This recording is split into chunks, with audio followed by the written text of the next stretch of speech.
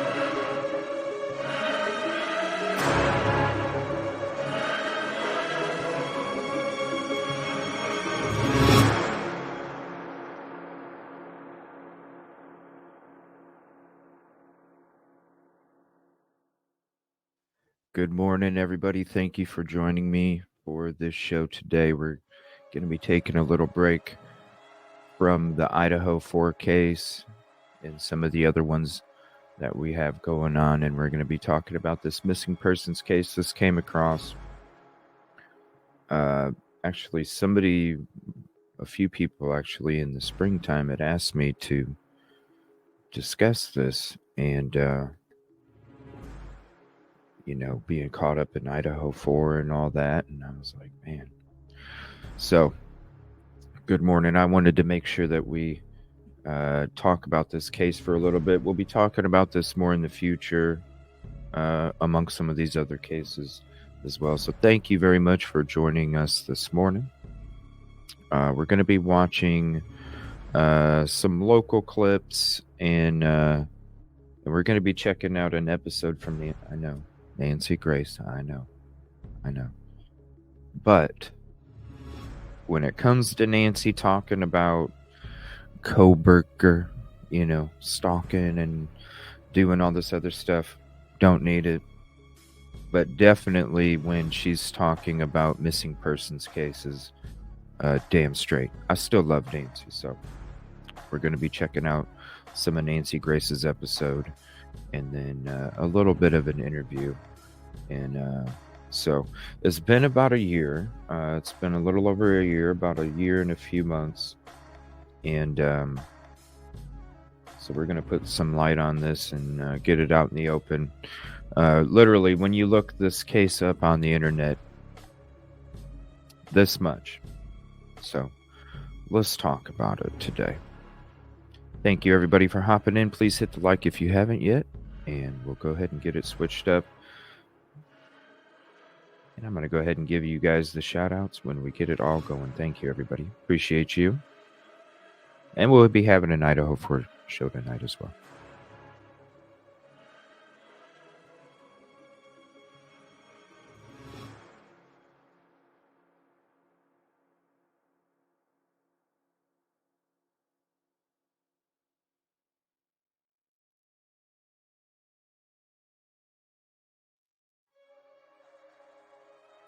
This is 44 News at 9. Good evening and thank you for making StreamYard. in local news. I'm Joe Downs. There we go. First tonight, the community gathered to continue search efforts for a woman who has been missing for nearly a year now. The missing woman is Andi Wagner. She was last seen on August 6, 2022. Wagner's mother recently moved from Texas to Indiana to lead efforts to find her daughter. Her mother asked for volunteers who wanted to help to meet at the Bluegrass Wildlife Area at the pit off I-69 in Vanderburgh County. We don't care about finding out who done it. We just want to know where she's at so we can bring her home and get that closure for this family. These leads and these tips that come in, if we can follow them out to the end, we're going to follow them out to the end. And that's kind of what we're doing today. If you have any information regarding Andi Wagner, you are encouraged to call the Evansville Police Adult Investigations Unit at the number at the bottom of your screen. Adult Investigations Unit, and the spelling has a unique spelling as well. It's ANDI.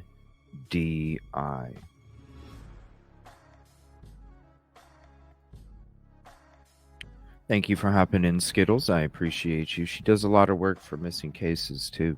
Skittles, if you want to drop your link in chat, please. If you want. 49er girl. Oh boy. I saw your picture. I was like, oh geez. That's why I moved away from it. That's why I moved away. Because I was like, I can't do it no more. I did it for my whole life. I was like, can't do it no more. No more. That's why I said I'm only moving south if I move. But I would move to Idaho for 1 year to cover this case. Why not? Good morning, everybody. Please hit sub and like. Architect does some great work for true crime out there on Twitter and YouTube. And Grismatically, he's coming out with fire. Appreciate him. Yvette, guess what? Your coffee cup is almost in, and it's almost gonna be hitting the road to head to your location.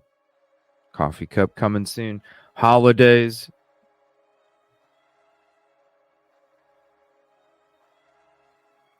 Holidays, it could take a minute, but I got notification 2 days ago that your cup is on its way.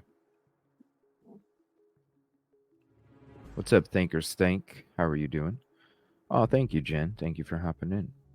Silky listening from work. Thank you so much for joining last night. She was a part of the show last night. Scarlet K9, how you doing? Stardust, what's up? My powers. Oh no. From storms? Oh no. From the storm, Scarlett? Yes, Yvette. I know. We'll be doing probably another coffee cup giveaway.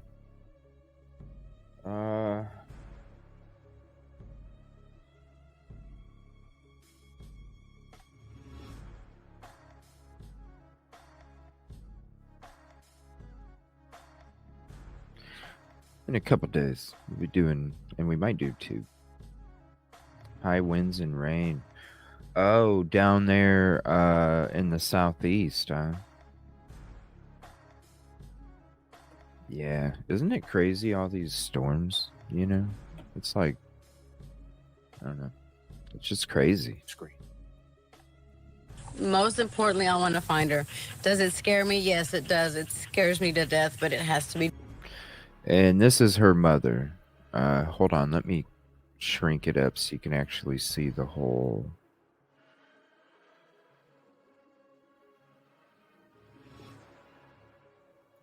thing. There we go.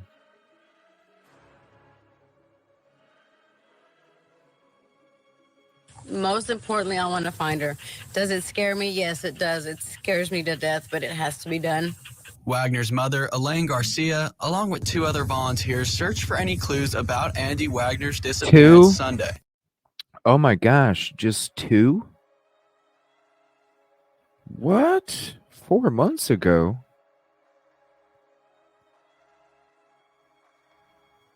You can't leave comments? Oh my gosh, that's so sad. They just had 2? 2?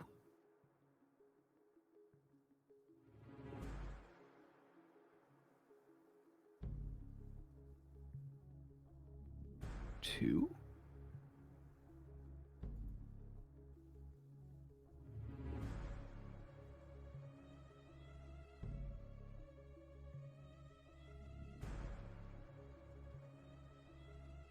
That's so sad.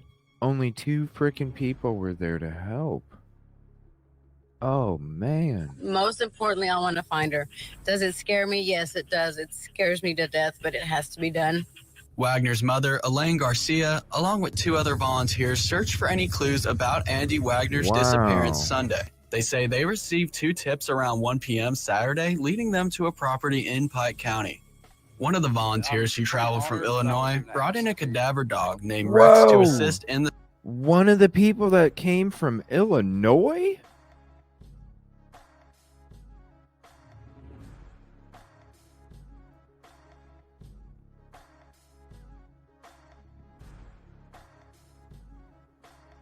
What? Something don't seem right.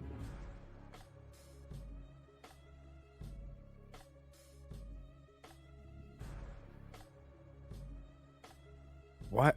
There was 2 people. There was 2 people.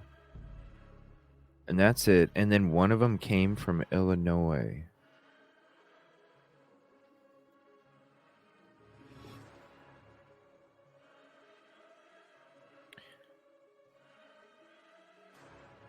But still,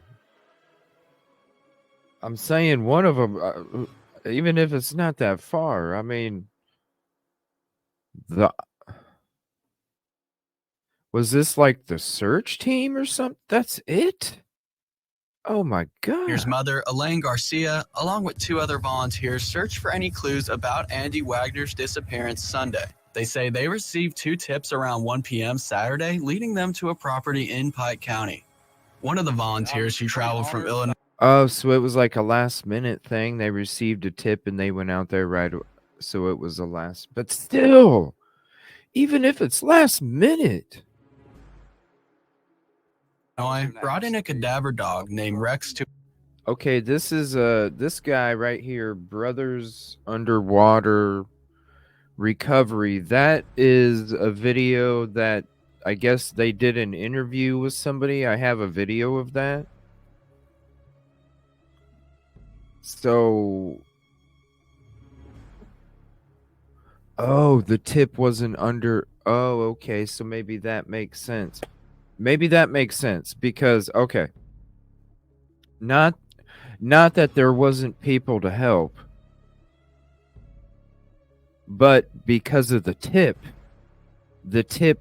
led to two people that could help that are specialized in that kind of search. So you don't want to have a bunch of people to come out and help if they're just standing there outside the water, right? So it's a diving team, so maybe that's why. Cadaver dog named Rex to assist in the search. Sorry, I'm gonna be learning it. If you haven't watched any of this before, we're gonna be learning it at the same time.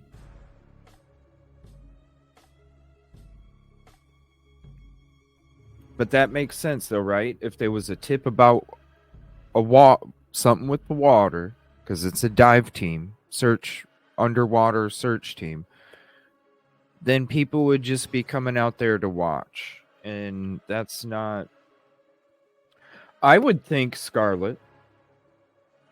I mean, don't you, I would think that you would want them to be there, no? I would think so. Because then what if they found something, right? Then they should be there in case there's evidentiary value to anything that they find, right?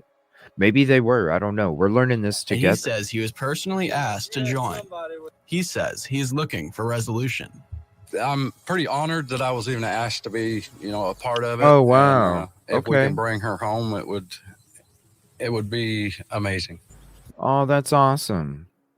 That's awesome. Good. Awesome. Shout out Brothers Underwater Recovery. We just hope you ain't like that JL guy. You know what I'm saying? That's gross as shit. As of 4 p.m. Sunday, no trace. I don't think you are. But the other dude, JL, who, that's fucking gross, yo. And then he's suing, like the video from Harsh. Now he's suing one of the people that was doing all the documentary work. It's so messed up. Trace of Wagner was reported. Meanwhile, Garcia says she noticed on Saturday night that about 80% of flyers they placed around Oakland City had been taken down. She says she doesn't know why it has happened in a place which Wagner frequently visited. They need to tell me. They need to tell us why they don't want her picture up. I mean, I can't answer for them.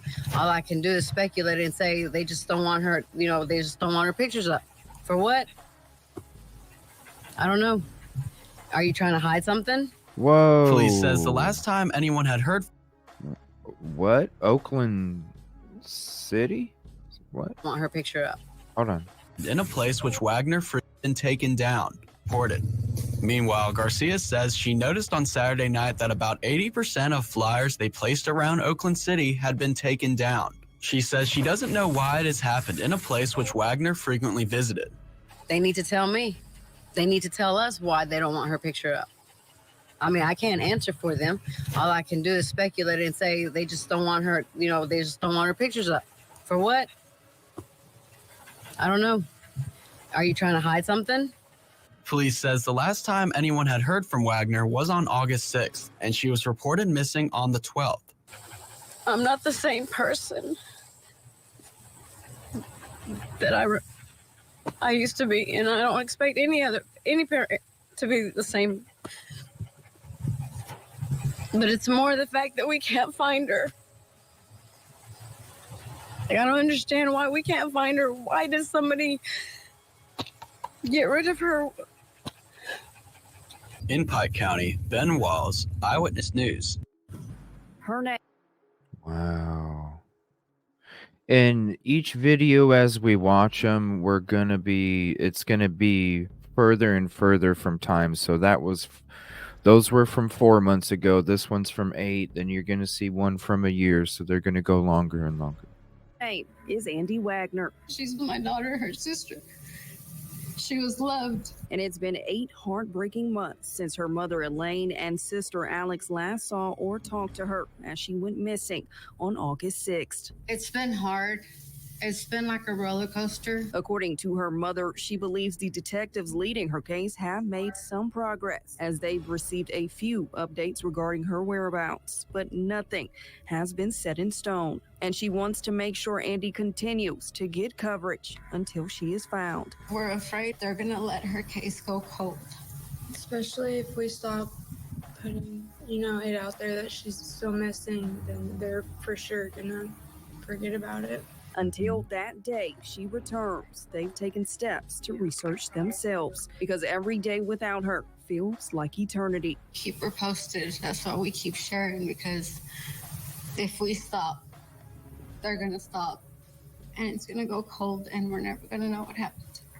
Andi is 5'6", 115 pounds, has dark brown hair and brown eyes. She was last seen wearing an orange tank top and jeans. She's also known to visit the Oakland City area. If you have any information regarding Andi's whereabouts, you are encouraged to contact the Evansville Adults Investigations Unit by calling the number shown on the screen. The Adult Investigations Unit is what it's called. And there's also another, so hold on one second. Let me update that as well. Or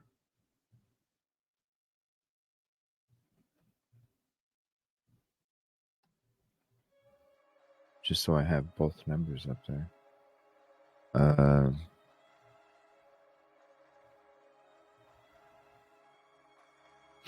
Wait a minute. That's the different. Okay, look. But hold on. Look at this, though. So I got two numbers, though. So on this one,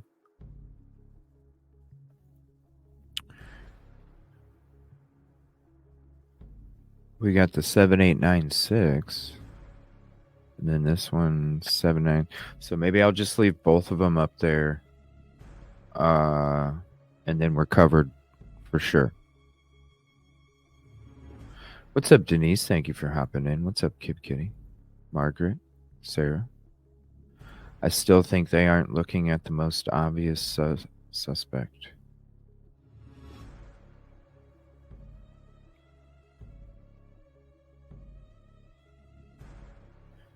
Yeah, I'm gonna be learning it just with you guys. Was she a mother? The ex? Andi's family is asking the public to be on the lookout for her. Reporting in Evansville, Was she a mother? 44 News. The family of a missing woman is speaking out tonight. They say it's been weeks since they last heard from her and are asking for the community's help to. And this is from a year ago. Ooh, let me subscribe. I'm not subscribed there. Hit the like. All right. Locate her. 44 News reporter Cindy Spencer, she sat down with the family and is sharing how the tri-state can help. We just need to know that our daughter's okay, our granddaughter's okay. 24-year-old Andi Wagner of Evansville was last seen and heard from by. Did she say her and her granddaughter? Did she Yo, I think she said, is she a mom? Help to locate her. 44 News reporter Cindy Spencer, she sat down with the family and is sharing how the tri-state can help. We just need to know that our daughter's okay, our granddaughter's okay. 24-year-old Andi Wagner of Evansville was last seen and heard from by family and friends on August 6th around 8:30 p.m. She was reported missing by her family August 12th. Yeah, I put it on the Indiana Missing People page. I shared it on our pages. Her mother, Elaine Garcia, lives in Texas. Although miles away, she said she would frequently keep in contact with Andi and her other family members in Evansville. Garcia said she recalls a conversation with Andi stating that she wanted to leave Evansville. I had told her that I was coming for her sister's birthday. She could go with me. Then she disappeared.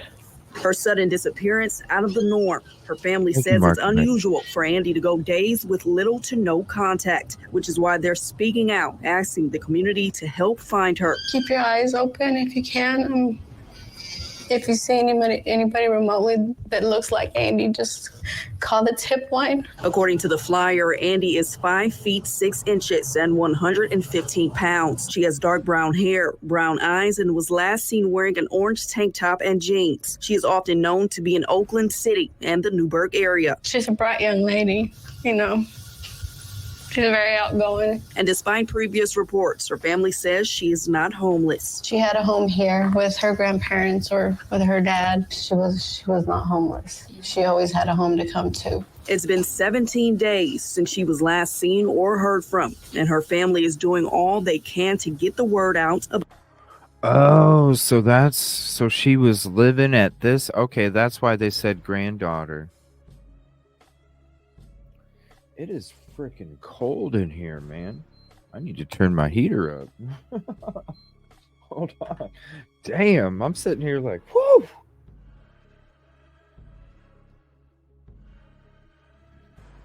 Man. So, okay, so she lived with her grandparents. So she basically like went out.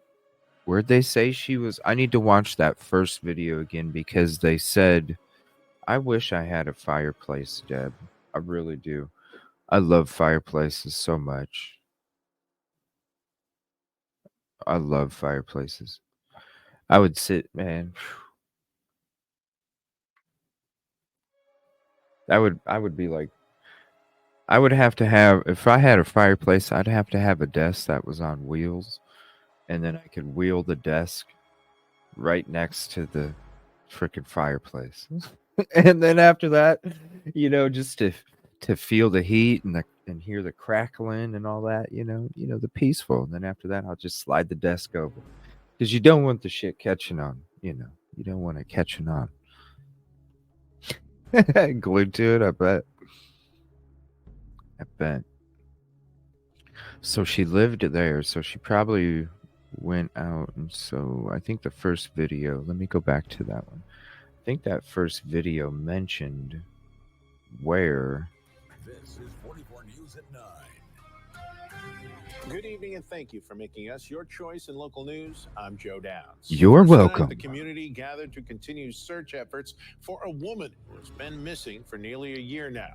The missing woman is Andi Wagner. She was last seen on August 6, 2022. Wagner's mother recently moved from Texas to Indiana to lead efforts to find her daughter. Her mother So there asked were a for bunch more out there. volunteers who wanted to help to meet at the Bluegrass Wildlife Area at the pit off I-69 in Vanderburgh County. Okay, hold on. What? The Bluegrass area off a pit? 69 in Vanderburgh County. Wildlife area at the pit off I-69 in Vanderburgh County. For volunteers who wanted to help to meet at the Bluegrass Wildlife Area at the pit off I-69 in Vanderburgh County. We don't care about finding out who done it. We just want to know where she's at so we can bring her home and get that closure for this family. These leads and these tips that come in, if we can follow them out to the end, we're going to follow them out to the end. And that's kind of what we're doing today. If you have any information regarding Andi Wagner, you are encouraged to call the Evansville Police Adult Investigations Unit at the number at the bottom of your screen. Yeah, that's Most importantly, I want to find her. Does it scare me? Yes, it does. It scares me to death, but it has to be done. Wagner's mother, Elaine Garcia, along with 2 other volunteers, searched for any clues about Andi Wagner's disappearance Sunday. They say they received 2 tips around 1 p.m. Saturday, leading them to a property in Pike County. One of the volunteers who traveled from Illinois brought in a cadaver dog named Rex to assist in the search, and he says he was personally asked to join. He says he is looking for resolution. I'm pretty honored that I was even asked to be, a part of it. And if we can bring her home, it would be amazing.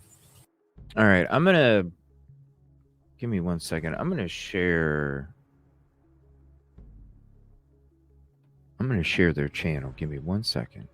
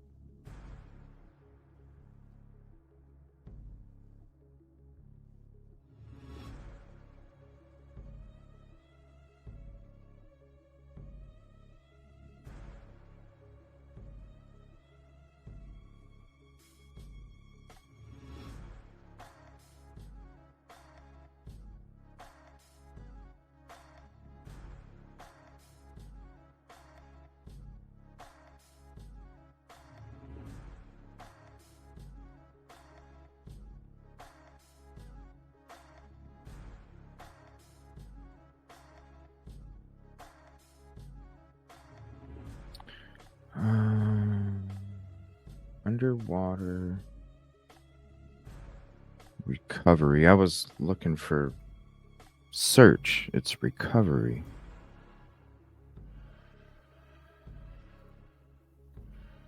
All right, brothers underwater recovery.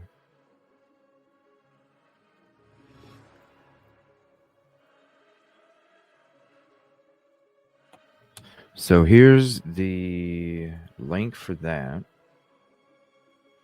Now, I'd like to reach out to this channel here.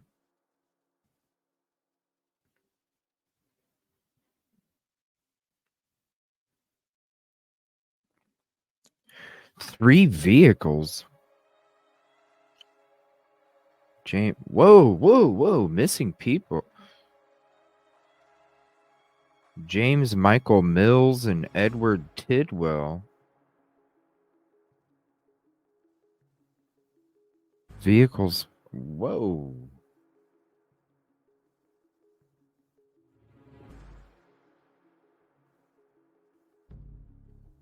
Yeah, definitely the search. Oh, wow. Hold on a minute.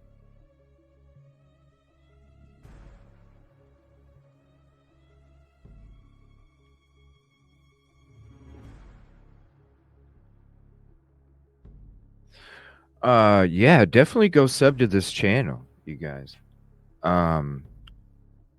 They got some good videos here, and a lot of it is like, I mean, check this out. Ooh, that's gonna hit me. Oh, is it just a...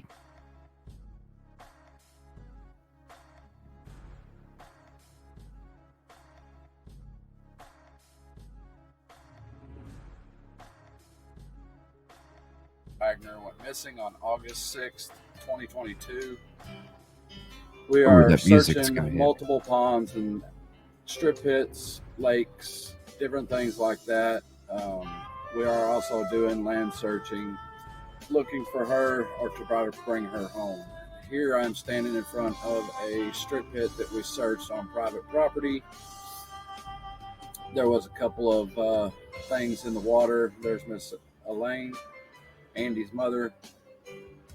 We did spot a couple of anomalies in the water here, but we dove them and we did not see anything other than music's gonna hit me. anomalies that Oh, did wow. not Screw amount it. to anything. There were just a couple of bigger logs that were split in half, and they kind of looked like something, but they wasn't. We lost audio on all of the video that we took. That music is pretty loud in the video.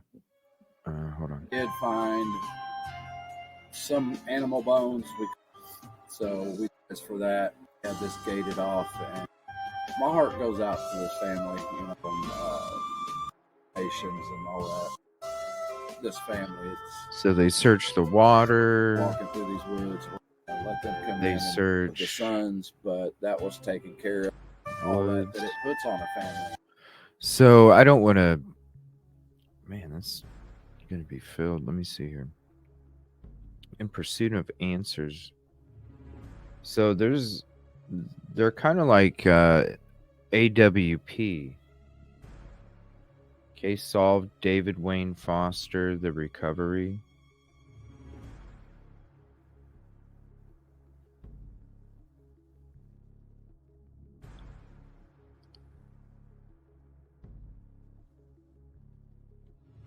Heartbreaking interview with Andi Wagner's grandparents and Andy Madison Wagner.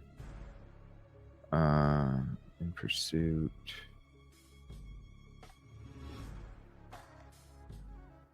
The interview for Andi Wagner with Eyewitness News.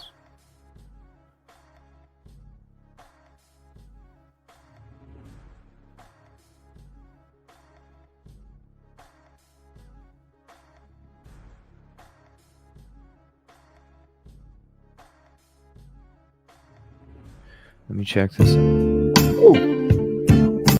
Damn, that music is loud. It could be there. Oh, okay, this is better. Hold on. We have Channel 25 Eyewitness News with us. His name's Ben. He's getting set up here. He's going to follow us around so they can get more awareness out about Andi Wagner. Went missing August 6th. Today is her 1-year anniversary of being missing. We're out here looking, searching, trying to find her, bring her home to her mom, Elaine. So, guys, stick with us. I'm going to catch a little bit of this interview, put it on here.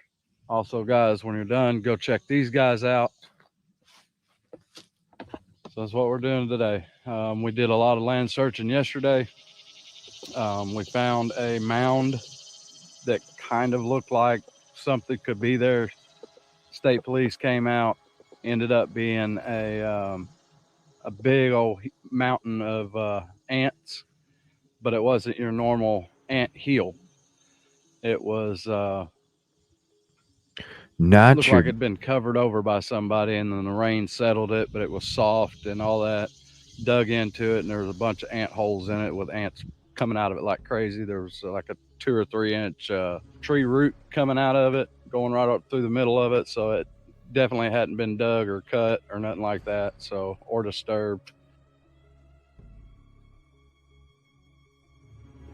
So it turned out to be nothing. You know, in one aspect, that's a good thing. In another one, you know, we're still looking for answers for Elaine. So, guys, stick with us. Rex.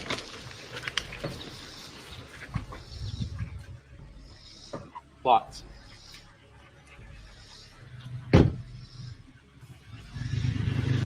And so tell me about what we're doing here this afternoon. How'd you get involved? Okay, so a guy named Rick White that's out of Uniontown, Kentucky. I'm working on a case for him over there in that area. He contacted Miss Elaine, and then he contacted me to get involved with this case, and I took the case on. And so, you're kind of like a private investigator, is that correct to say? And not really an investigator per se, but yeah, we do a lot of research and investigating and all that kind of stuff, usually before we take the case on. And you've come all the way from Illinois today to assist with the search. In what way are you helping with the search? I have a cadaver dog that's over by Miss Lane, and a tracking dog. So he is working as a cadaver today and yesterday. So it's what we got going on today and yesterday. But I also am equipped with sonar technology in a boat. We have an inflatable with us today, but I have a fast tracker aluminum boat at the house. It's all rigged up as well. And what are we doing today in the search for Andi? So we got a lead yesterday about a trailer house out here in the Pike State Forest, I guess is what it's called out here. So we're going to go check around that area that we had a lead on. And how does it make you feel that you're so involved in this search and ultimately recovery? How does that make you feel? I'm pretty honored that I was even asked to be, a part of it. And if we Ooh, that wind! It would be. I didn't see this interview on YouTube, so I don't know where it's at. If somebody has it and you want to send it to me, please do. But I couldn't find it. Amazing. And why is it important for you to be giving up your time and your resources and your weekend to help me with search? Because you're doing it for other about people. 2 years ago, I lost a really good friend of mine in the Ohio River when my boat sank. Oh, wow. So ever since then, I've become a diver. Oh, wow. I've put resources in getting all of this equipment. My dog, trained him up since he was about a week old, and he's 3.5 now. So I put a lot into it.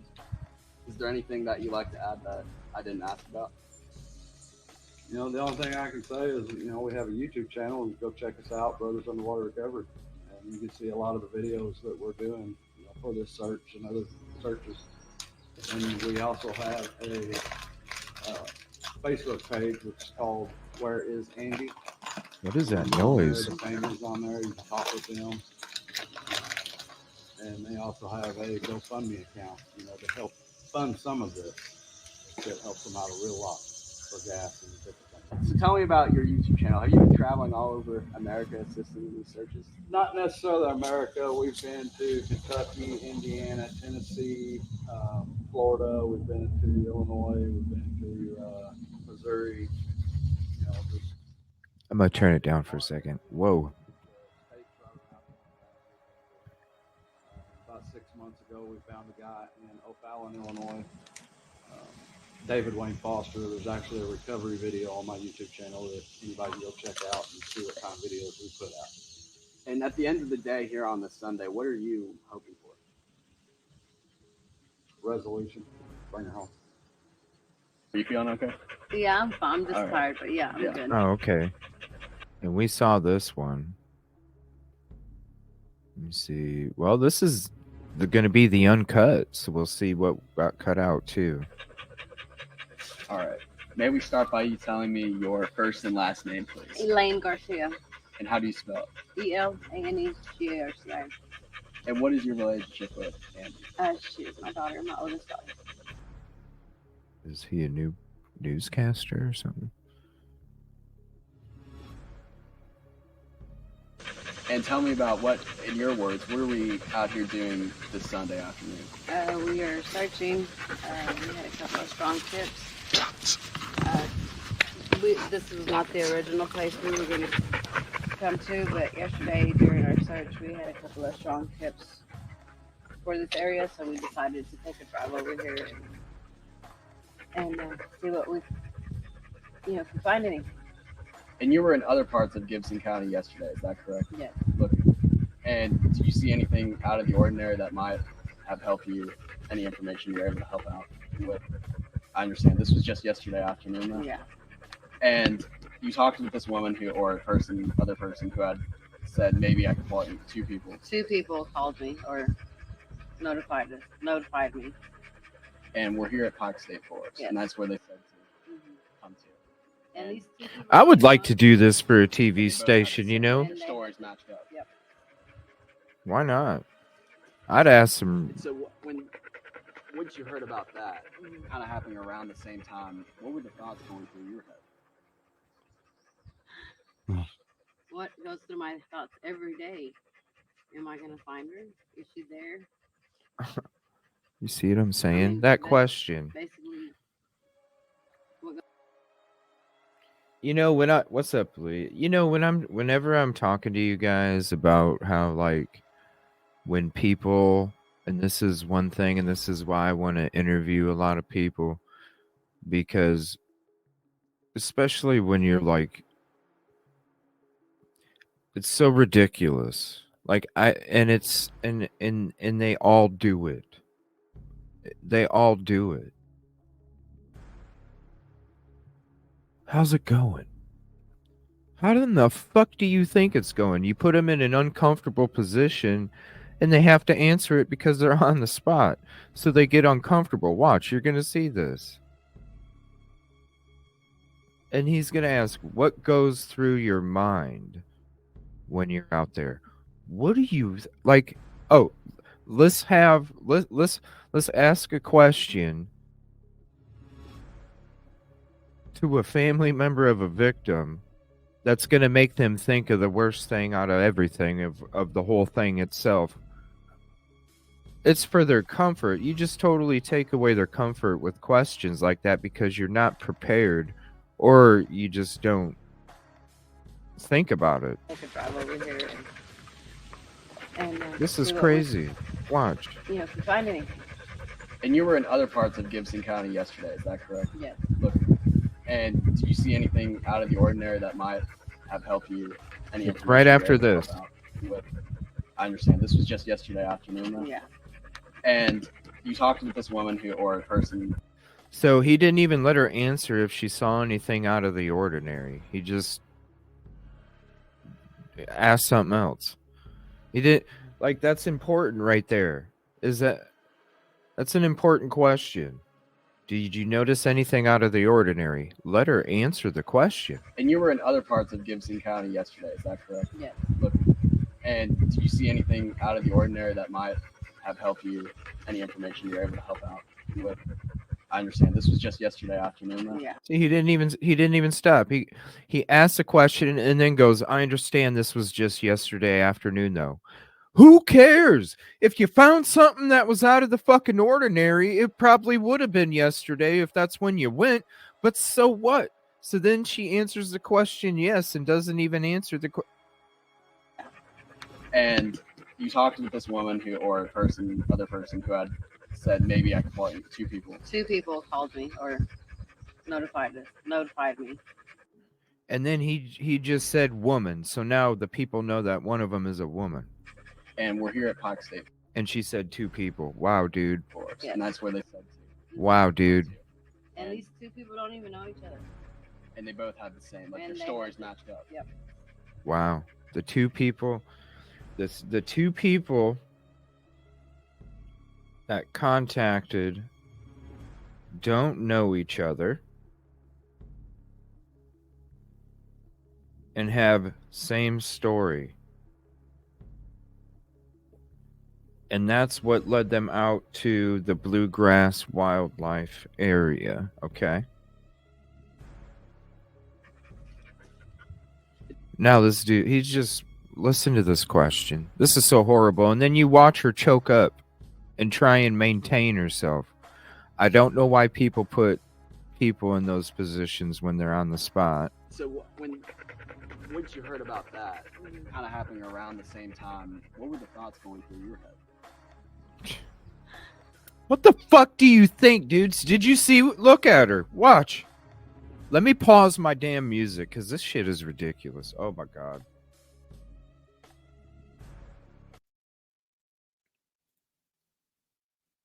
This shit is ridiculous. And then she just all of a sudden she's already uncomfortable because you can see her, they just did the search. They were looking again. She's tired. She's probably dehydrated. Shit, it's August. It's humid as fuck. And she's in the shade and she's got some water and she's already uncomfortable and scared and worried and all this shit.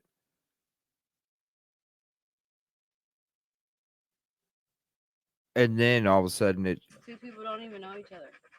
And they both had the same. Like And their they stories had- matched up. Yep. Just wait. Now here, watch. This is so... I'm going to mute. Once you heard about that, kind of happening around the same time, what were the thoughts going through your head? What goes through my thoughts every day? Am I going to find her? Is she there? Yeah, make her fucking cry, bro. What if... Make her fucking cry because you made her...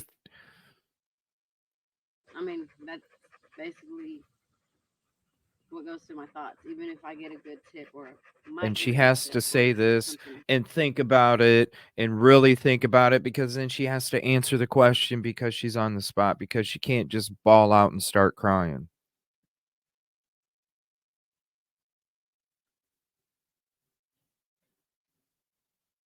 And people say that I need to go to fucking school.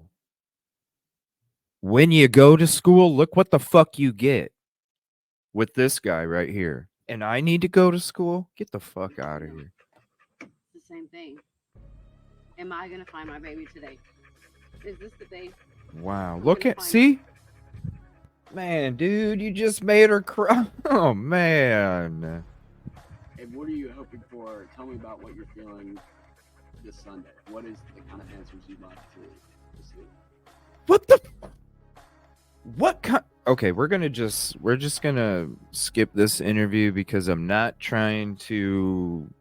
I'm not... We watched the interview. I'm not gonna... She's already in a state where she's bawling. He's...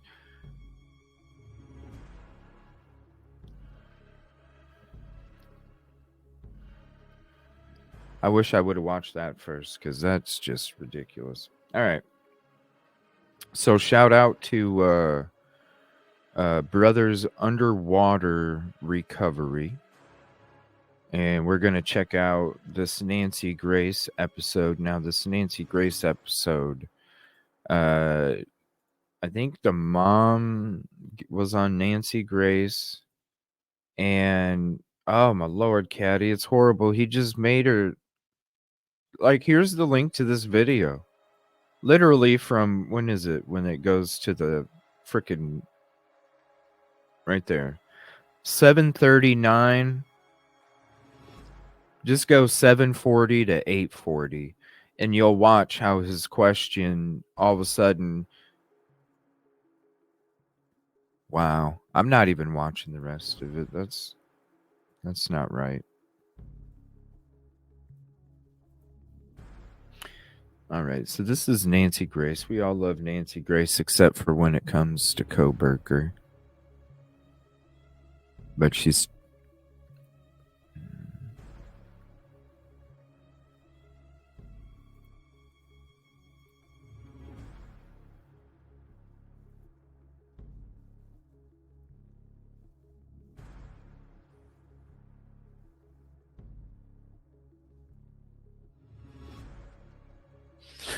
talking about with this case and with Nancy Grace.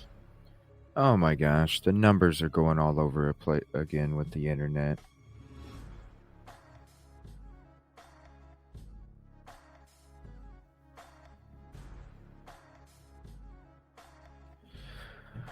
Oh, jeez.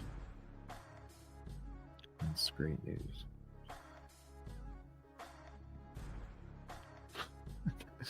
I swear this house is cursed. All right. We're going to be watching this now. Nancy Grace, when it comes to missing people's cases, damn straight. Let's go, Nancy. BK, I'm sorry, we can't do it no more. But with this, I want to hear that passionate shit that sometimes you know. We got, hey, it's Nancy. We love her. How does a gorgeous girl in her early 20s just drop off the face of the earth and we have no idea what happened? I'm not buying that for 1 minute. And I want to know what happened to Andi Wagner. I'm Nancy Grace. This is Crime Stories. Thank you for being with us here at Crime Stories and on Sirius XM 111. First of all, Andi Wagner last heard from on August the 6th. What happened? Listen. Elaine Garcia planned to come back to Evansville, Indiana to pick up her oldest daughter, Andi Wagner, and take her back to Texas where the two would live together. Those plans have now changed, and Garcia has moved back to Evansville to search for her oldest daughter. Andi Wagner was last seen weeks ago on August 6th, and other than a text message that same day, Wagner has not had any contact with family members or friends. Her mother is worried because Andi Wagner was extremely excited about the move to Texas. Okay, you're hearing from our friends at crimeonline.com, and with me right now, an all-star panel to make sense of where is Andi. Joining us is Andi's mother, Elaine Garcia. Now, if you want to find her online, you can go to Answers for Andi and be Andi's voice. Elaine, thank you for being with us. Thank you for inviting me, Nancy. Oh, yes. I'm trying to figure out you going to Evansville to get your daughter. I mean, I'd go to the end of the earth to get my daughter or my son, Lucy or John David, if they wanted to come home. The end of the earth. I would fight through chewing gum to get to them. So you go, your daughter wants to come home, wants to move home with you, and you go to Evansville to bring her home. What happened? 2 weeks. I had spoken to Andi a few weeks before, and I had told her, she was crying, and she said, "Mommy, I need to get out of here. If I don't get out of here, this place is going to swallow me whole." She said, "I want to be back with you." and I'm not getting any support here. I said, baby, at the time I was working at the penitentiary, so, you know, they're kind of strict. So I said, baby, if you can just wait for 2 weeks, Mama, just wait 2 weeks. I will be there. And she said, okay. 2 weeks. Wow, 2 weeks. So 2 weeks before she's needs to get out of there because it's going to swallow her whole. I mean, I'd go to the end of the earth to get my daughter or my son, Lucy or John David, if they wanted to come home. The end of the earth. I would fight through chewing gum to get to them. So you go, your daughter wants to come home, wants to move home with you, and you go to Evansville to bring her home. What happened? 2 weeks. I had spoken to Andi a few weeks before, and I had told her, she was crying, you know, and she said, Mommy, I need to get out of here. If I don't get out of here, this place is going to swallow me whole. She said, I want to be back with you. And I'm not getting any support here. I said, baby, at the time I was working at the penitentiary, so, you know, they're kind of strict. So I said, baby, if you can just wait for 2 weeks, Mama, just wait 2 weeks. I will be there. And she said, okay. 2 weeks before I get there, she disappears. Wow. Wow. So Miss whoa. Garcia. 2 weeks before. So this was like right after she talked to her that this happened. And we won't be watching the whole video. Here's a link to the video for Nancy Grace as well. Please show some love over there for the video, for her hard work and efforts. Wow. So 2 weeks and then 2 weeks. So it was right after that call she went missing. Told her, she was crying, you know. So you go, your daughter wants to come home, wants to move home with you, and you go to Evansville to bring her home. What happened? 2 weeks. I had spoken to Andi a few weeks before, and I had told her, she was crying, you know, and she said, Mommy, I need to get out of here. If I don't get out of here, this place is going to swallow me whole. She said, I want to be back with you. And I'm not getting any support here. I said, baby, at the time I was working at the penitentiary, so, you know, they're kind of strict. So I said, baby, if you can just wait for 2 weeks, Mama, just wait 2 weeks. I will be there. And she said, okay. 2 weeks before I get there, she disappears. Oh my gosh. Oh, Miss Garcia, when I listen to you, you don't understand how much I'm so mad at myself. Why did I just go? I know that you're thinking It's not her what fault at you all. could have done differently, but No. Miss Garcia, No. she understood how much you loved her. Wow, What this is happened heartbreaking. This is is not your heartbreaking. fault. In fact, if Wow. it weren't for you, Wow. we wouldn't even be trying to find Andi. We wouldn't even know she was Wow. missing. We would know nothing. So she tells you she wants to move home Wow. with you. So you have a day off from work. That poor What, mom. do you drive all the way to Evansville? Yes. Oh How my long of a gosh. drive was that? That had to be a long drive. 12, 13-hour drive.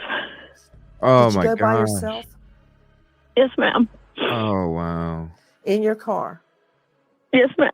What Oh, kind of car wow. were you driving? A Santa Fe. So you take off from Texas. Where in Texas? Vernon, Texas. Oh, Wichita Falls. I'm sorry. Wichita Where's Falls, that Texas. at? Where's that? And you set off on about a 13-hour drive Oh my to gosh. Evansville, Indiana, to get your daughter. Why did she go to Evansville to start with? Wow. This is I actually moved here when the girls were younger, so they could be closer to their dad. Because we would meet in Joplin during, school when they were out or whatever. So I thought, so I left my family and friends because I wanted my girls to be closer to their dad. I didn't want them to have that void of not having their dad in their life. Wow. So let me understand. And that's one of the reasons why I moved, was because so my daughter could be closer to her mom.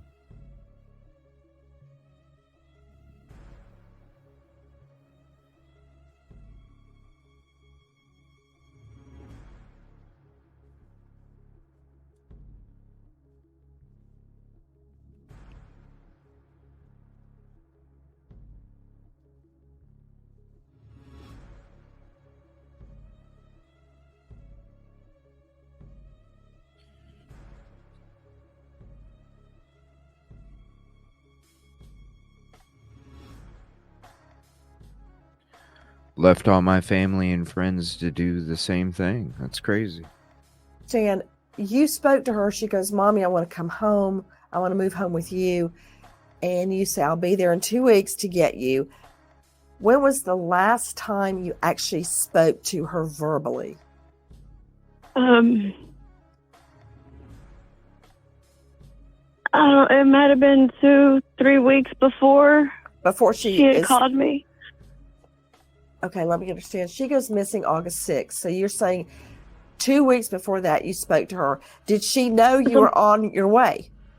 Yes, she knew. How did she know? No, she didn't know I was on my way. She knew that I was going to be there in 2 weeks. Okay, I understand. So you tell her, this is the day I'm coming. Okay, when you get to Evansville, what, if anything, do you find? Nothing. I didn't know she was missing until her little sister posted it on Facebook. So, Miss Garcia, you travel across the country and She found you out are on to Facebook? pick Andi up where? From her grandparents. Huh? She found out from her little sister posting it? Yes, she knew. How did she know?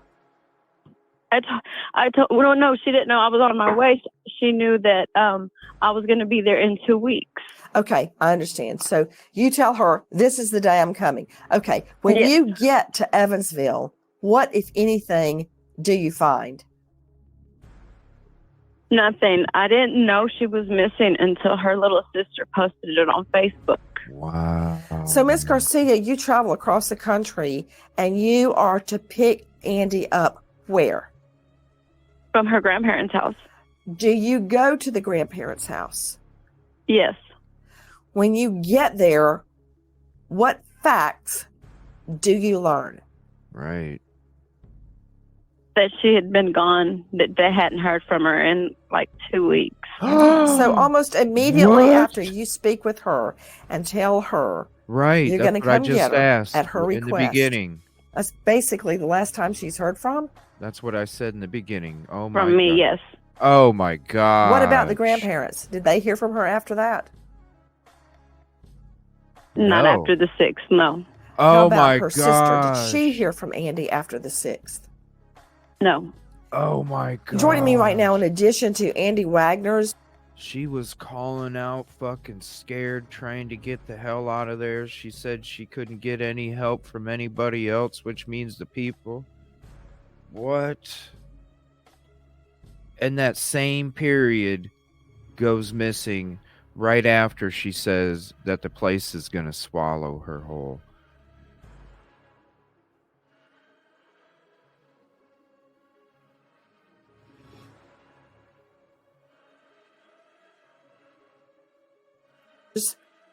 Mom, Elaine Garcia, is Steve Melling, joining us out of Evansville, Indiana.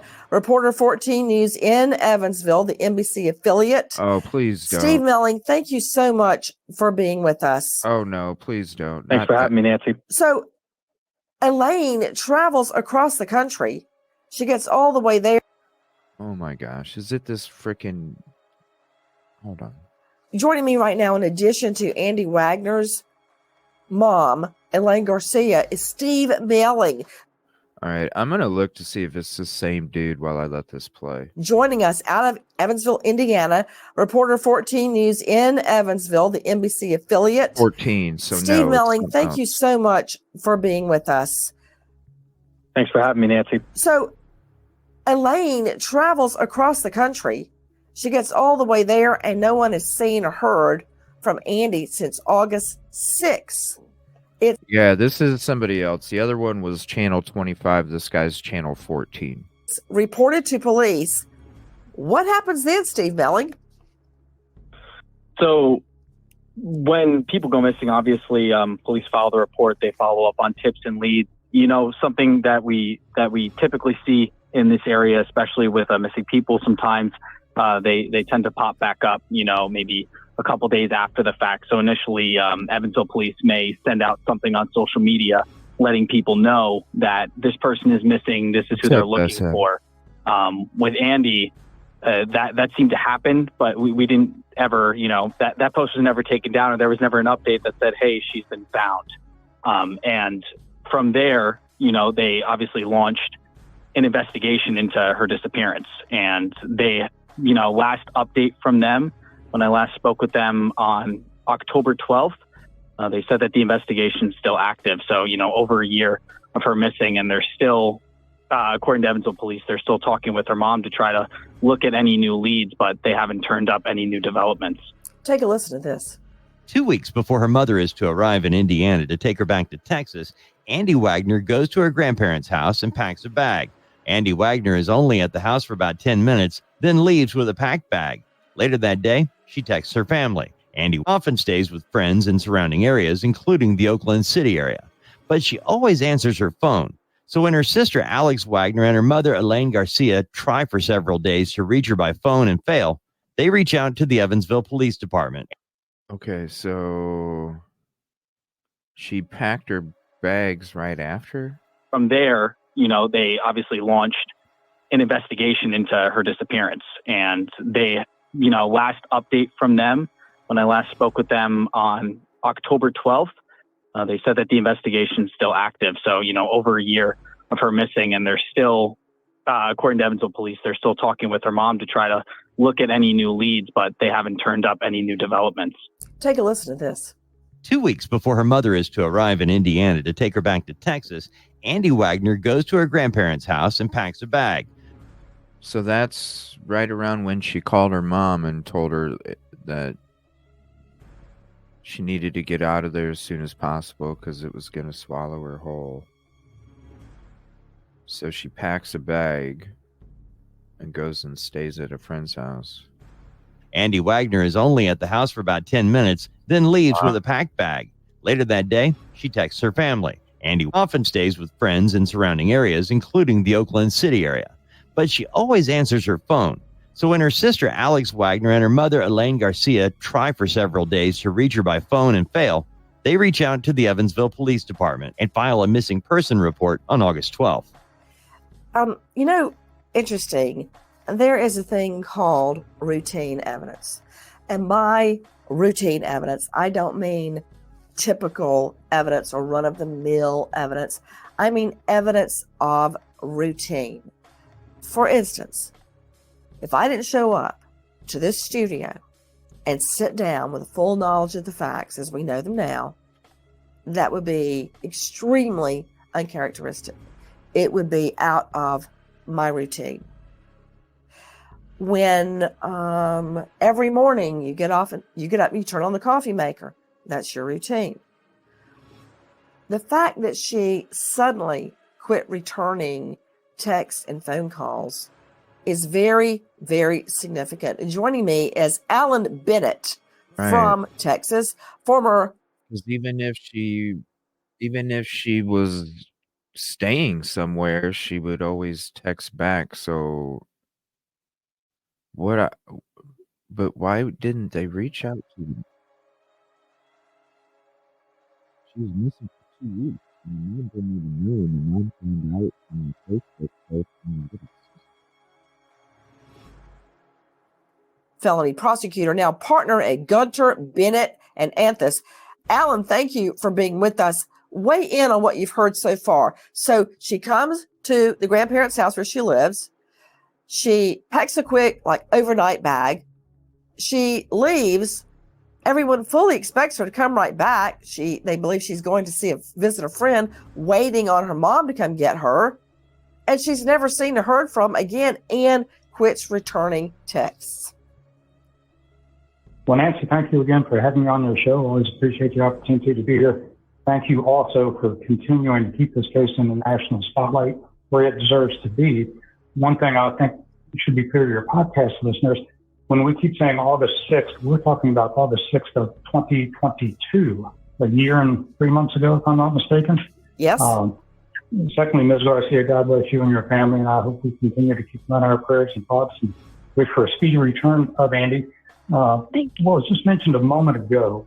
I can't speak specifically to law enforcement in your jurisdiction or the operation of the FBI in this case, and I can speak generally to how law enforcement and the FBI do things in situations like this. Nancy, you know probably better than anyone from your career in a criminal investigation. The first 48 hours of the investigation is the crucial point of following leads, chasing down leads, and typically in a missing person situation here in Austin, here in Texas, for example, law enforcement won't even take a missing persons case for 72 hours. They'll do a welfare check. They'll go knock on the door, but they won't formally initiate a missing persons report until 72 hours are gone by. And of course, at that point, you've already lost the first 48 hours, the most crucial time period during a criminal investigation. And that is an inherent problem in a setting, in a situation I think you're like right. this. I think you're entirely right. You're hearing Alan Bennett joining us out of Austin, to Brian Fitzgibbons joining us. Brian Fitzgibbons, Director of Operation USPA Nationwide Security, leads his team of investigators specializing in finding missing people. And just so you know, former Marine and Iraqi war vet. Brian, thank you for being with us. So I think Alan Bennett, former felony prosecutor, is correct. Those first 48 hours are so critical. Explain why, Brian. Absolutely, Nancy. And Alan, you really hit the nail on the head there. We lose so much information as time transpires here. And I have to really, Elaine, I have to applaud you for the amount of work that you've done to intake tips, intake leads, and process this information. It's a tremendous amount of information that comes in to the family during a missing persons case. And as Alan mentioned, now we're over a year into this, and we've got a picture from these tipsters of, where, who, why, what was transpiring on the 6th. We've got a picture beginning to be painted, but there are obviously a lot of gaps that need to be followed up by law enforcement.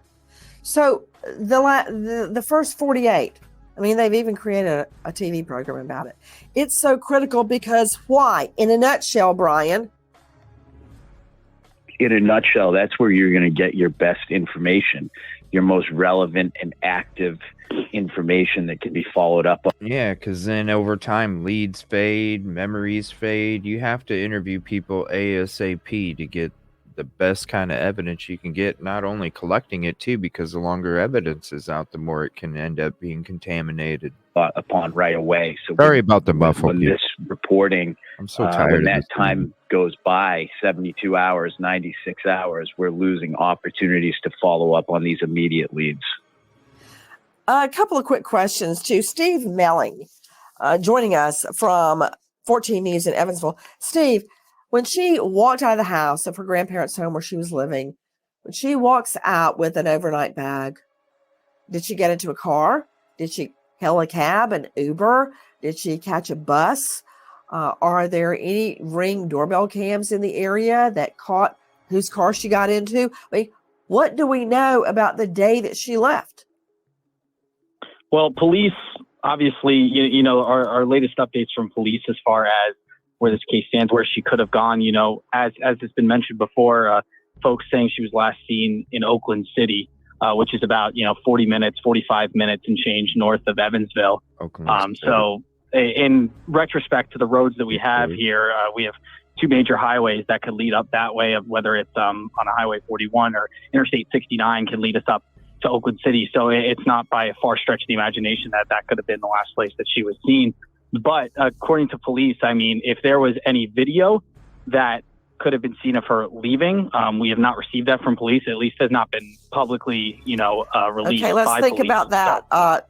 Ella Garcia, you hear Steve Mellon and Brian Fitzgibbon, Alan I Bennett thought speaking. there was like a ring cam. Elaine, do Andy's grandparents have a Ring door cam? Is there any surveillance video in their home? Yes, ma'am. They do have a Ring door cam. Was that retrieved? And I'm pretty sure, no. From my understanding, What? it wasn't. Did you look at it? No. Why did she get picked up? It wasn't shown to me. Did she get picked up? Okay, you do know. Whoa. So the grandparents have a ring cam.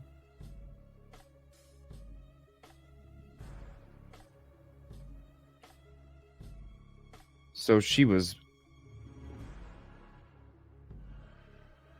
had to be picked up, right? Was she picked up or did she drive away? I don't know. That the family is the repository. Like if I want to look at my Ring camera, I can look on my phone and see what happened last. It's not the police are going to give it to you. You have to look at it yourself. It belongs to your grandparents. If they've got a Ring doorbell cam. Did you ever look at it? No, ma'am. They never offered or I asked. They never. She asked? I don't know how to say it. They never willingly say, "Hey, do you want to look at the Ring cam?"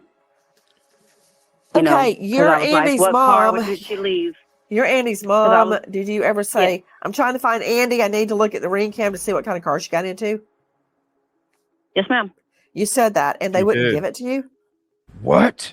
They didn't. Did they not show it to me? No. Why? Because they probably I didn't don't know. tell her. They did show one other female, but they didn't show it to me.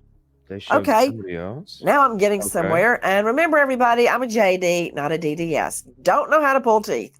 So, Elaine Garcia, there is video, and they showed it to somebody else. And what, if anything, does it reveal? Right.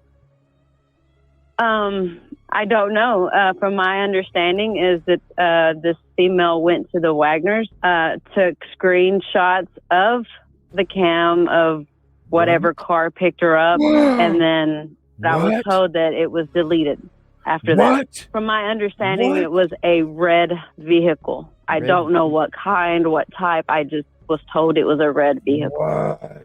Okay, I am very, very confused right now, Steve Melling. No, the grandparents. Steve Melling joining us from 14 News. I don't think that they are. Listen. She said she moved there so the kids could live closer to their dad. So that had to be the dad's grandparent or the dad's parents. Because the mom first found out from the little sister's Facebook post, and then she had found out when she went there and asked where her daughter was. They said that they hadn't seen her for 2 weeks, so she wasn't even contacted from them. Then she says that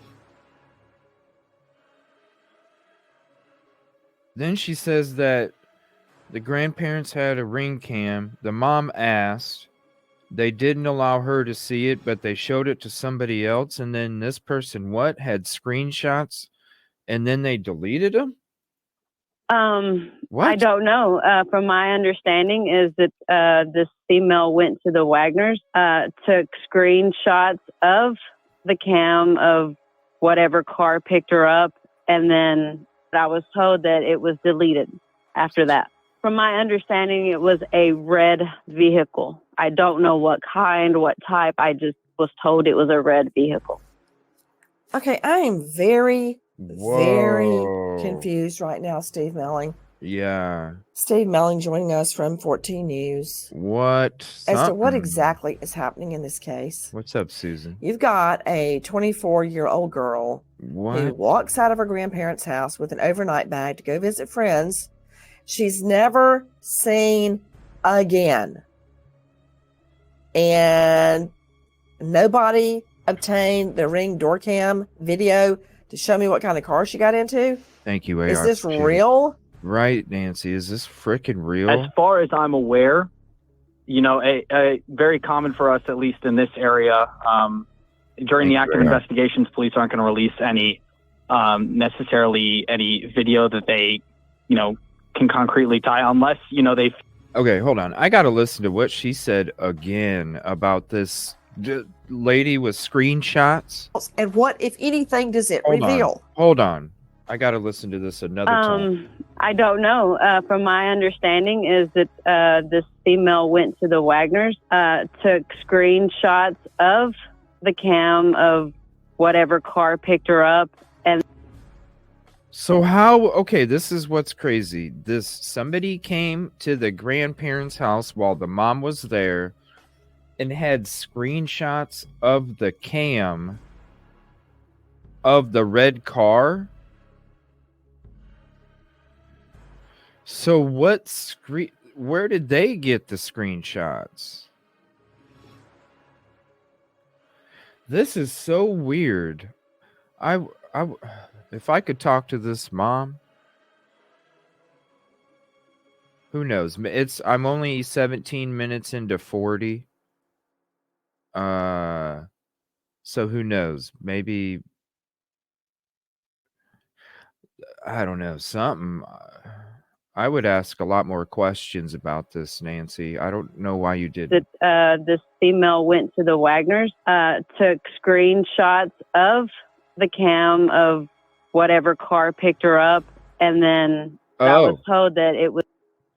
Oh, okay. So maybe an investigator. Wait a minute. Let me listen to this one more time. Maybe an investigator came by, took screenshots of the video, but then the video was deleted. But why wouldn't you take the video too? Why wouldn't you take screenshot? Like, why are you going to take screenshots off of somebody else's camera when you can take the footage and take the cleanest screenshot possible off of your own system while you're playing the video? Where do you think I came up with the 727 Taylor Avenue pictures of the Elantra? I played my frickin' video and I took a screenshot off my video. I didn't take a screenshot off of my computer screen showing the video. I didn't do that. I took a screenshot off the real video.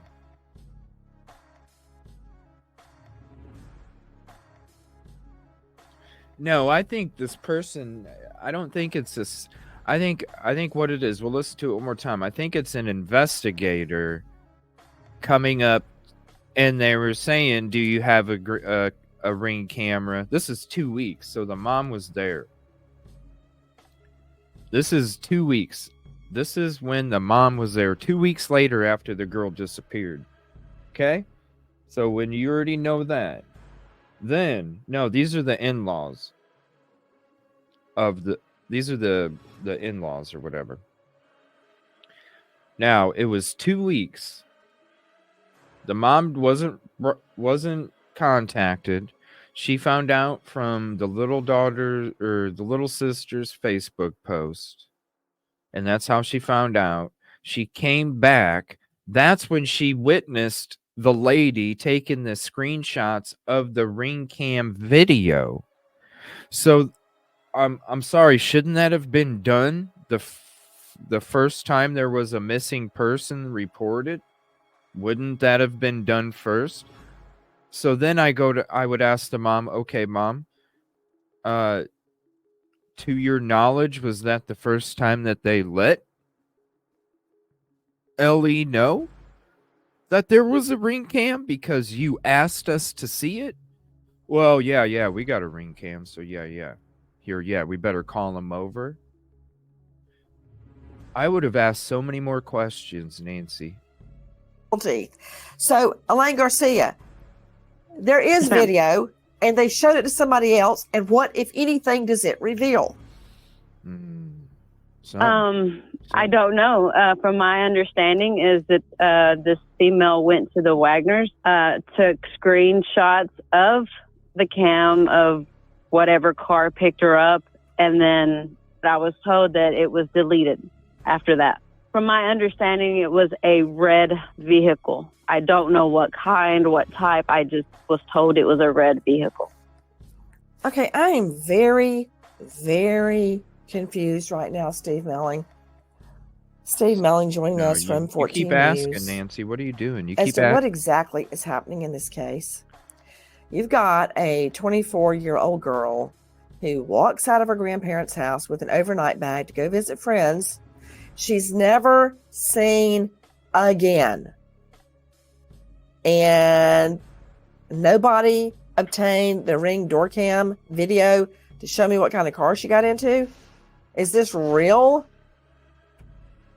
Wow. As far as I'm aware, you know, a very common for us, at least in this area, during the active investigations, police aren't going to release any necessarily any video that they, you know, can concretely tie, unless, you know, they feel like there's a strong indication, you know, that say, you know, we had another missing persons case here where there was a surveillance video of a woman who got into a Chevy Suburban, and the FBI worked with EPD on that case, and they ended up releasing that video. So I haven't asked police specifically if there is, you know, Ring doorbell footage of her leaving.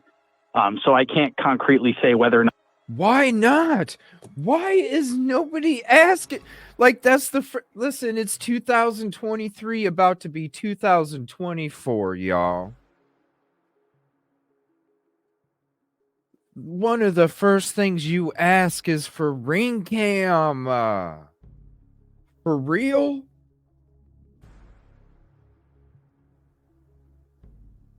One of the first things you ask is for a fucking Ring camera. Or any kind of surveillance. Or do you know of any neighbors? If they don't, okay. Well, do you know of any neighbors that might have Ring cam? You go to the different neighbors' houses. Hi, I'm doing a case on the missing person, Andi Wagner. I was wondering, do you have Ring cam by chance? Like, how many people care about this girl or not? You know what I'm saying?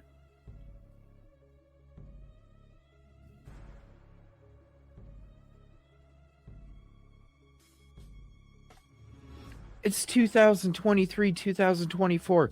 Ring cameras are getting cheaper by the day. I don't understand. That's why more people have them. More and more and more and more and more and more. The first thing you ask, regardless if it was any kind of crime, whether it was after the...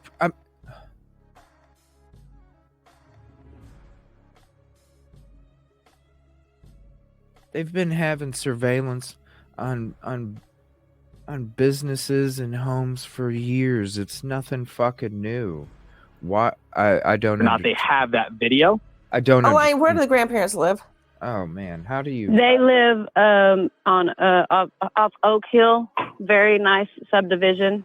Has a huge library. Elaine Garcia, am I correct in believing that the grandparents' home is near Oak Hill Library?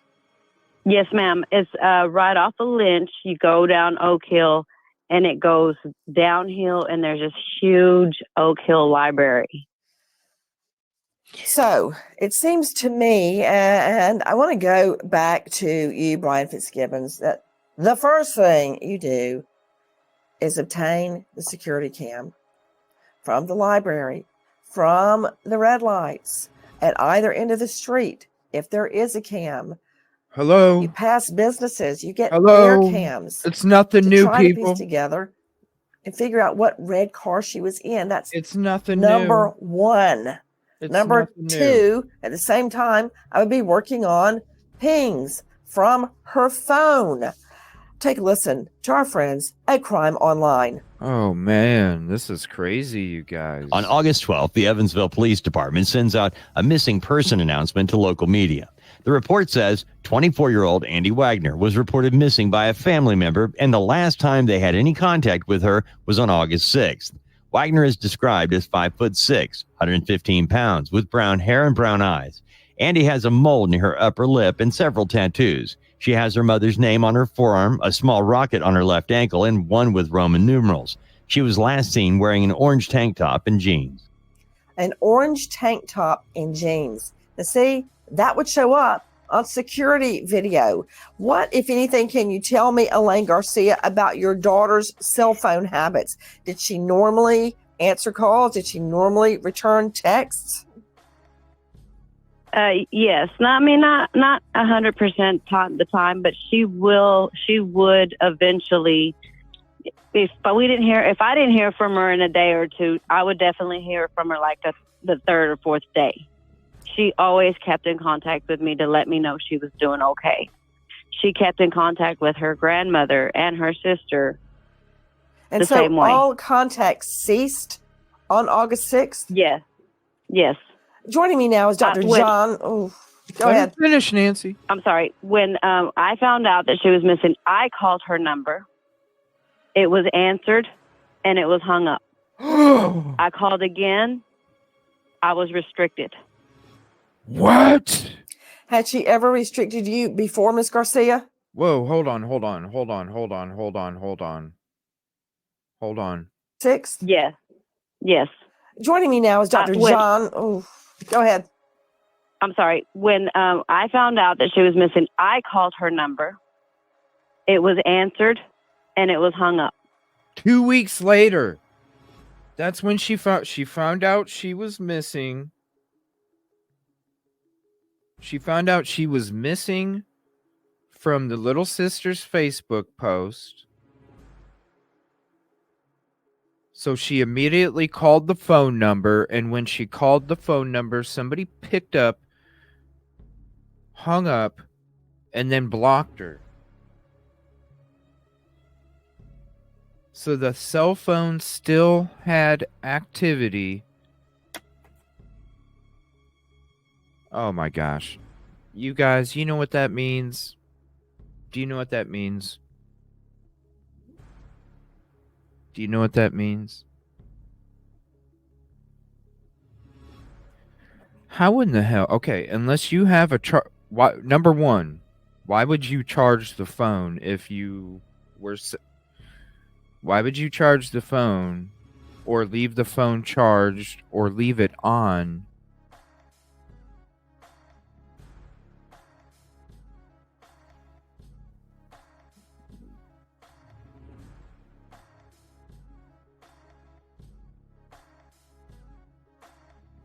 And the mom called 2 weeks later, and the call was able to come through to where somebody else picked it up and hung it up. And that was 2 weeks after she was last seen.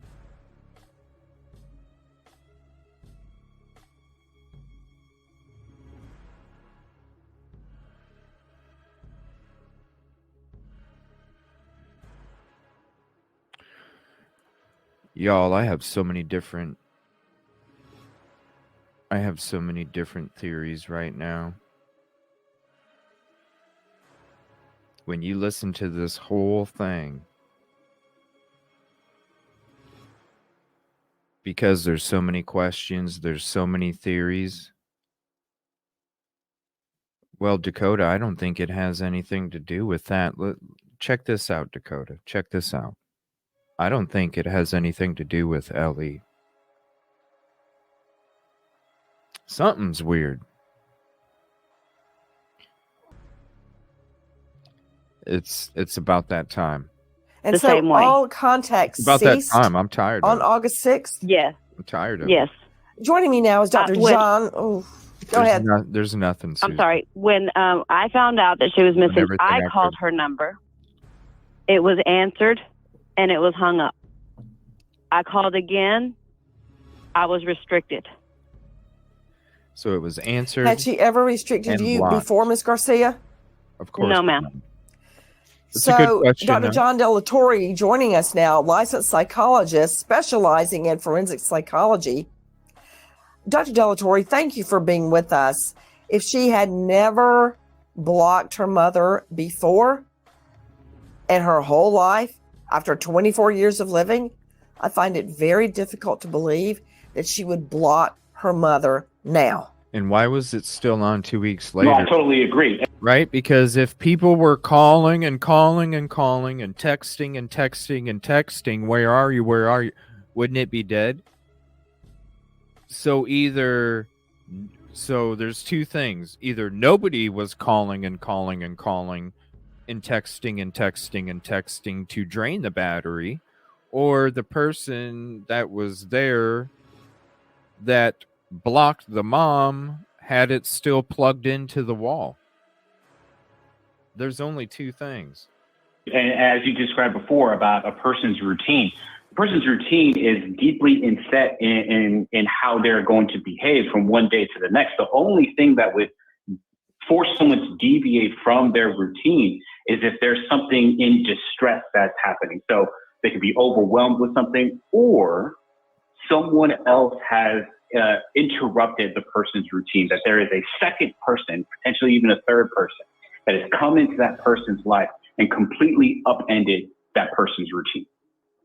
You know what it brings to mind, Dr. Delatorre? It brings to mind, or to me anyway, Gabby Petito, who went on a cross-country trip in her Ford Transit with her then fiance, Brian Laundrie. And after he had murdered her, he came back using her credit card, using her Ford Transit, and he had her phone, and he had access and control over her phone. And he would text her family, accept or deny phone calls from her family, pretending to be her. So comparing that to this case where Elaine tries to call Andi, the person picks up and hangs up when she realizes it's the mom, and then she immediately calls back and she's been blocked. What do you make of that, Dr. Delatorre? Yeah, with Laundrie, this is someone who wants to make sure that that crime stays unheard of, right? It remains hidden.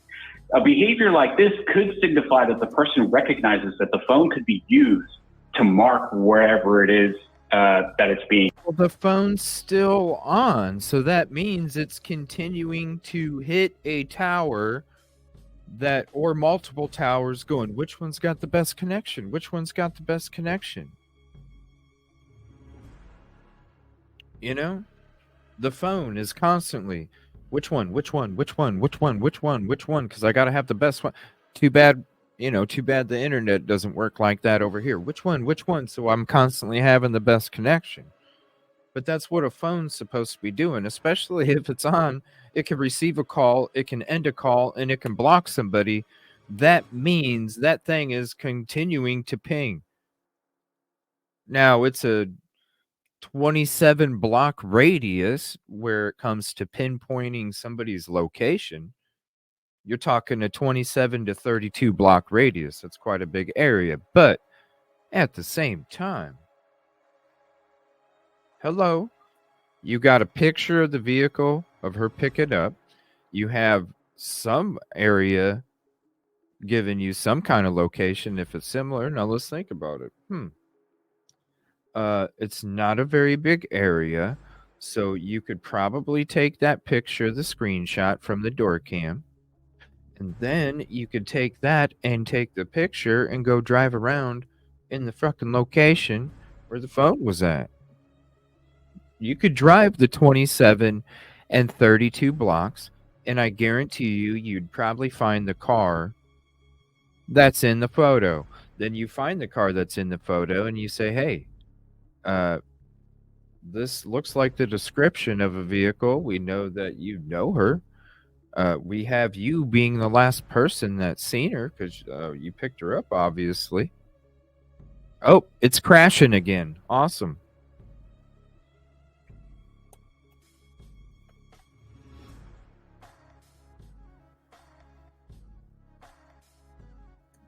Okay, we're back now.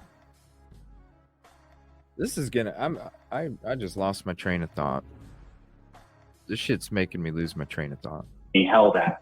So they answer it to see if something's going on, but then immediately shut it down. Right. So it's certainly possible that the person is just simply trying to eliminate contact at all. Internet, man. Elaine, in your whole history with your daughter, Andi, who's just, by the way, beautiful young girl, had she ever blocked you before? You're saying no, correct? No, she's never blocked me. No matter how mad or any arguments that we had, she would never block me. And question, had she ever gone this long before and stay out of contact with you and her family ever? Absolutely not. Especially, and I'm not trying to make anybody else look or make myself look bad, especially with me. Andi reached out to me every time she needed help, every time she felt like she was about to be in trouble. She reached out to me. Our thing when I was raising them was open communication. I said to them, if you do something or something happens, I may get mad, but I'm going to get over it and we're going to get through it together. Right. Joining me right now is one of the founders of Brothers Underwater Recovery. All right. And I'm going to go ahead and let me see here. We're going to go back to this part. And then if you want to see the full video, here is the link to this. We did watch some of the Brothers Underwater Recovery and kind of what they found and didn't find and such. Here's the link to this video. Definitely go show some love to it.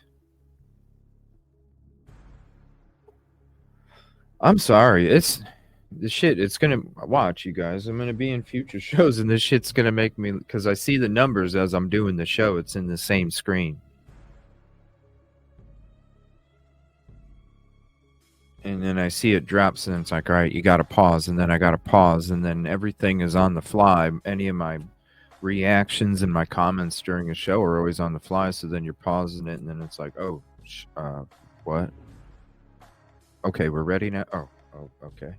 Here it goes again. It's dropping again. It's gonna trying. Alan Bennett joining me, former prosecutor, now partner at Gunter Bennett and Anthus. Alan, I've seen it a million times, and I believe Elaine Garcia is right. I think that it is an amazing blessing that they even responded on the internet to her. People don't want to get involved. They don't want anything to do with it. And so many cases go unsolved. Missing people remain missing because witnesses are afraid to come forward. Yeah. I think Elaine is telling it exactly the way it happened. I am puzzled about law enforcement's handling of potential evidence in this case, ring cameras, halo footage, Okay, when was the Ring camera brought up? You know what I mean? And being a year later, I would assume that if you try and go look for that car now, it's probably gone. You know what I'm saying? Because if it was out there that there was a screenshot of the vehicle, well, I'm just telling you right now, it's... Hold on. If there's a screenshot of the vehicle, well, then there...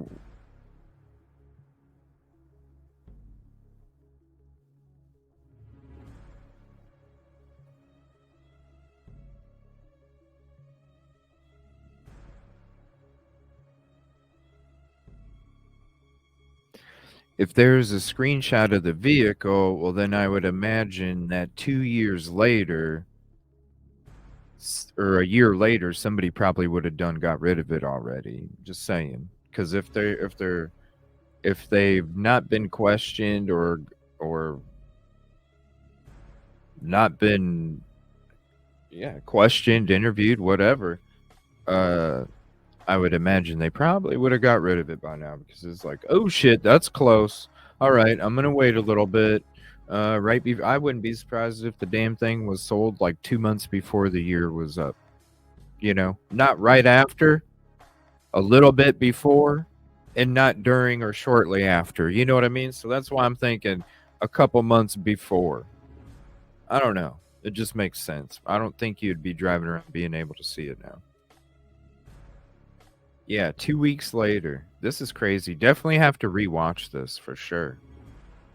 KLO, the law enforcement footage we see at intersections after 9/11. If there's a missing person, law enforcement typically puts every scrap of evidence they can into the media with the questions, has anyone seen this car? Does anyone recognize this car? Does anyone recognize this person? I'm puzzled as to why law enforcement declines the opportunity to come onto your show. They would take every opportunity available to continue to get that message out. And those things puzzle me. And you know what? Another thing, Alan Bennett, following up on what you're saying, there may be a perfectly innocent explanation about what police are doing. Right. You know, I used to have a judge. Yeah, I mean there could be, and it's like this, you know, just like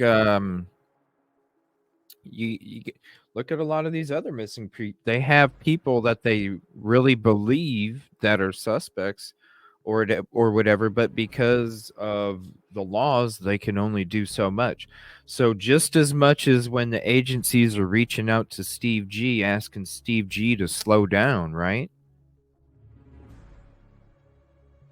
Because they're currently in active, you know, in an active ongoing investigation where leads are continuing to come through. This is a different situation. Maybe this is, like she's saying, maybe this is a situation where they're, because of the laws, they've already, because when you cover these missing people's cases, there's usually people that are like, yo, but the LE, they can't do very much because of the laws. Hold on a minute, everybody. The numbers are dropping again.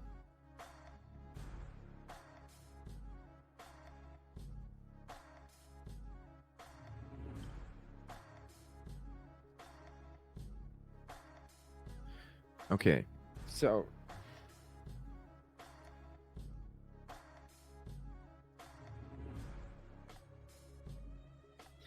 this is a different situation. So this is a situation where, okay, it's dropping again. Can you guys hear me okay? Because I'm assuming I'm going to be muffled like before and you guys can't hear what I'm saying, and I'm trying to make a point and the numbers are crashed again. Can you guys hear me okay? Okay, you probably can now. If I can get this point out before the numbers... Okay, I'm going to try and say it and just... Okay. So, this is a different situation. This is a situation where they're at their limits based off...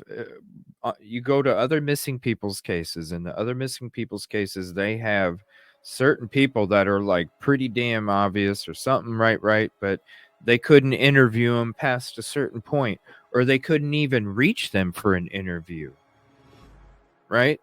Because, you know, and there's laws, even though that they have people of interest and things like this, you can only do so much.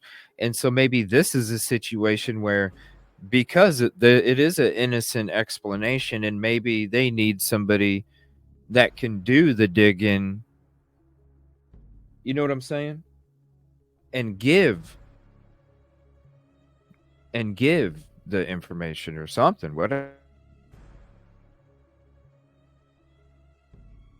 He's the best judge in the courthouse, by the way. He was in his 80s. And he would tell juries, it is your duty to make all the witnesses speak the truth, impugning perjury on no one. In other words, it's your duty to go back in that jury deliberation room and make all the puzzle pieces fit together and assume nobody's lying. I don't want to assume the police have done a bad job.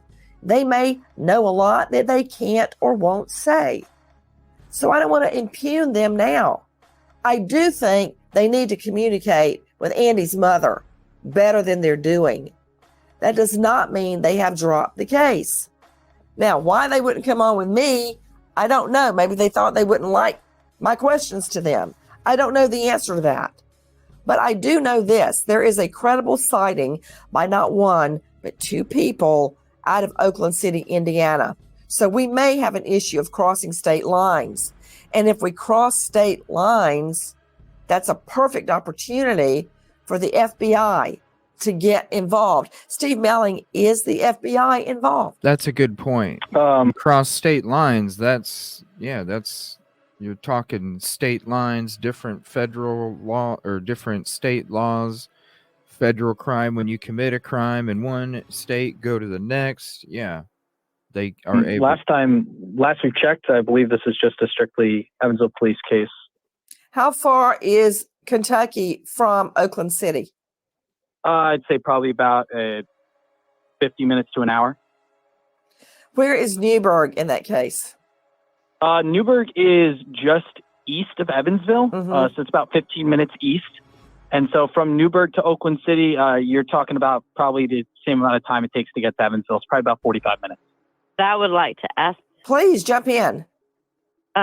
Is why when Andy left with this individual and took her to his place, why was not, and I don't know if they have or they didn't, but I haven't gotten a straight answer. Has anybody in that area where he lived, did they ask any of the neighbors for ring cams? Because supposedly I was told who she was with, where she went to Newburgh, and now this person is claiming that he was asleep and he went to sleep at 2:00 and Andy left at 2:30 in the morning. Ronnie joining us from Brothers Underwater Recovery, 2:30 in also the morning. searches on land, who's been working on this case. What can you tell me about? Wow, I thought she left during the day and just came there for 10 minutes to get a bag. So she at 2:30 in the morning.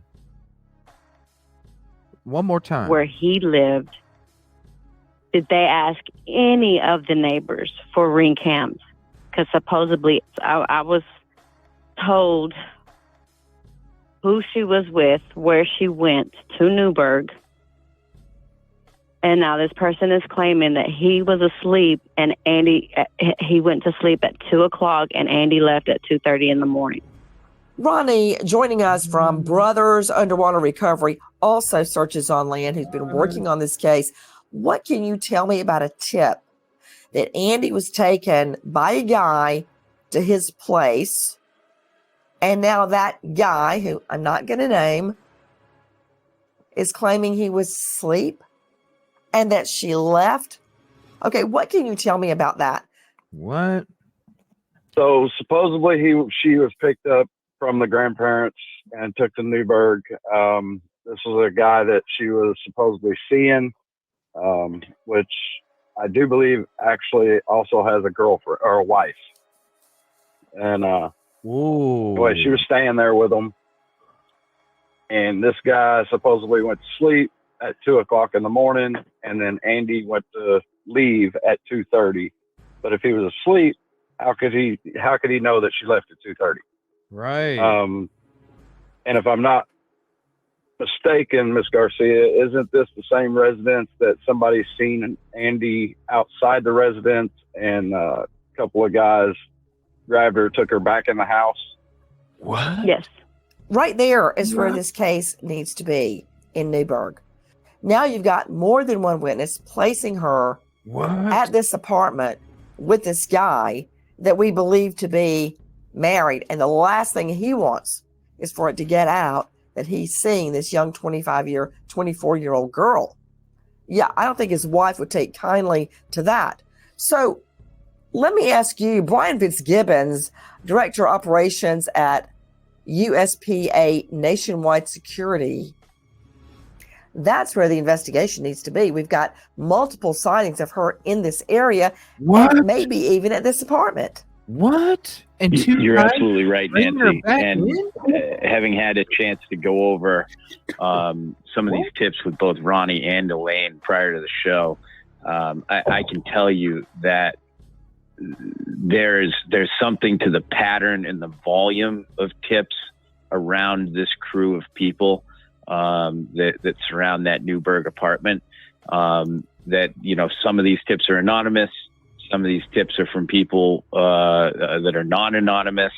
But there is a high number of tips that surround Andi going to this apartment in Newburgh, and that is indeed where this investigation needs to go as quickly as possible. Ronnie, joining us from Brothers Underwater Recovery, what can you tell me about police investigation in Newburgh? As far as I know, there is not one. Supposedly, she went to a party the next night after she left that house, which was in Oakland City. That's why this investigation has went to Oakland City. So she was spotted August the 7th at a party in Oakland City. Is that correct? Yes, ma'am. And Steve Yes, ma'am. Melling, how far away is Oakland City from Newburgh? About 45 minutes. Well, she's got to be getting from place to place somehow. Somebody is giving her a ride. So I'm trying to... Elaine Garcia, what about pinging her phone? Has that happened? It has happened, but I cannot remember if they said it pinged in Newburgh or it pinged in Evansville. But in my opinion, I think they did something to my daughter, brought her phone back into town, and used it to ping it to make it look like she was in town. When you say in town, you mean Evansville? Yes, ma'am. Do you know the last ping on her phone? Was it in Evansville? No. So we've got her alive the night of the 7th, and something goes wrong the night of August the 7th. If you have information on this girl, 24-year-old Andi Wagner, please dial 812-436-4012. Repeat, 812-436-4012. The search for Andi goes on. Goodbye, friend.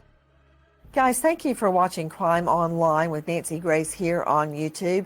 To get the very latest, subscribe to Crime Online here. This is 44 News at 9. Good evening and thank you for making us your choice in local news. I'm Joe Downs. First tonight, the community gathered to continue search efforts for a woman who has been missing for nearly a year now.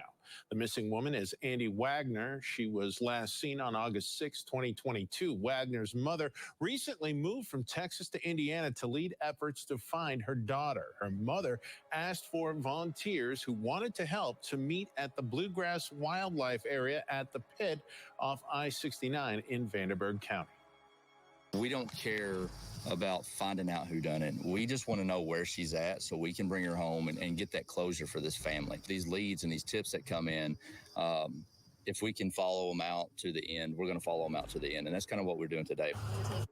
If you have any information regarding Andi Wagner, you are encouraged to call the Evansville Police Adult Investigations Unit at the number at the bottom of your screen.